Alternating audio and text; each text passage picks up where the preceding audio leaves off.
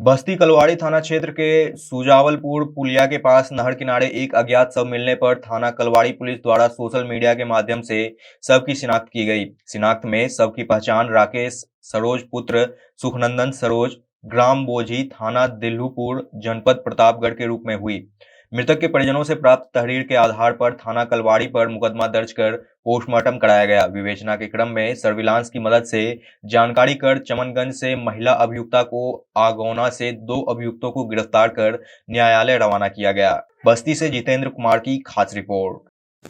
दिनांक 12 जनवरी के प्रातःकाल थाना कलवारी के ग्राम सुजावलपुर में एक शव बरामद हुआ था, जिसकी पहचान प्रतापगढ़ के दिल्लीपुर के रहने वाले राकेश सरोज के रूप में हुई थी। राकेश सरोज ने सीआरपीएफ से वीआरएस ले रखा था और उस समय वर्तमान में जूम कार में ड्राइवर के पद पर नौकरी कर रहे थे।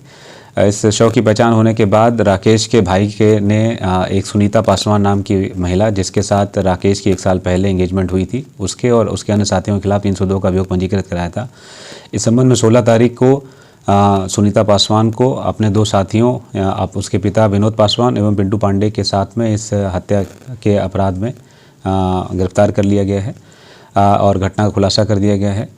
जो मृतक राकेश थे, ये पूर्व से शादीशुदा थे और इनका अपनी पूर्व पत्नी के साथ में संबंध खराब था और उसके साथ इनकी पूर्व पत्नी अपने 2 बच्चों के साथ में कोलकाता में इनके द्वारा लिए गए फ्लैट में रहती थी।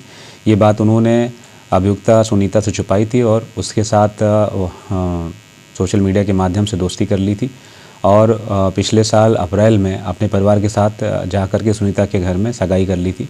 बाद में सुनीता को इनके पूर्व से शादीशुदा होने और 2 बच्चे होने की जानकारी हुई और यही पता चला कि जो इन्होंने बताया था कि वो सप्लाई इंस्पेक्टर हैं, ये बात भी झूठी थी तथा जो कलकत्ता में फ़्लैट होने की बात बताई थी, वो फ्लैट भी इनकी बीवी के पास है। इस कारण से सुनीता पासवान ने इनसे पैसे मांगने लगी कि मुझे पैसे दो, जो ये देने में सक्षम नहीं थे।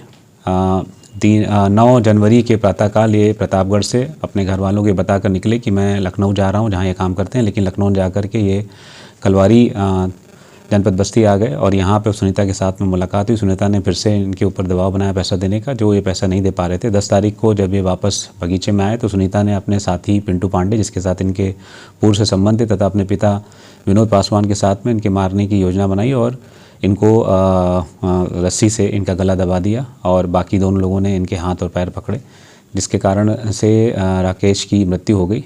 तो 10 की रात में इन्होंने बॉडी को अपने इनके पिता के बगीचे में ही छुपा के रखा था और 11 की रात में इन तीनों ने मिल करके एक बाइक में बैठा करके राकेश की बॉडी को सुजावलपुर के पास एक नहर में फेंक दिया, जहां से बॉडी बरामद हुई। इन तीनों गिरफ्तार करके जेल भेजा जा रहा है। आगे की वैधानिक कार्रवाई की जा रही है।